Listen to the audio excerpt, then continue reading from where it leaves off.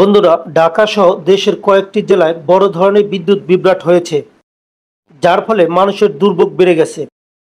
এই বিভ্রাটের কারণ অনুসন্ধানে বিদ্যুৎ, জ্বালানি ও খনিজ সম্পদ মন্ত্রণালয় ৮ সদস্যের একটি তদন্ত কমিটি গঠন করেছে।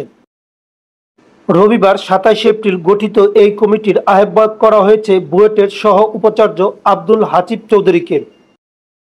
কমিটিকে ৭ কর্মদিবসের মধ্যে বিভ্রাটের কারণ খুঁজে বের করে দায়ীদের চিহ্নিত করা এবং ভবিষ্যতে এমন ঘটনা রোধে করণীয় সুপারিশের প্রতিবেদন জমা দিতে বলা হয়েছে।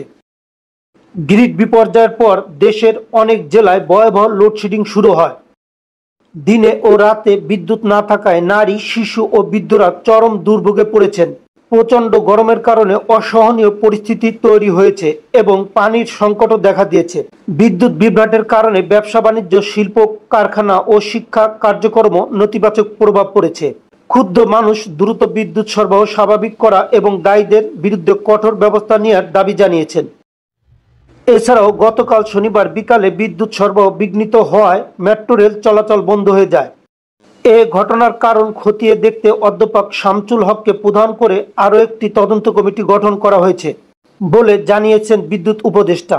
তিনি আরও জানান, শহর ও গ্রামে সমানভাবে লোডশেডিং দেওয়া হবে এবং তা সহনীয় পর্যায়ে রাখতে চেষ্টা চালানো হচ্ছে। ধন্যবাদ।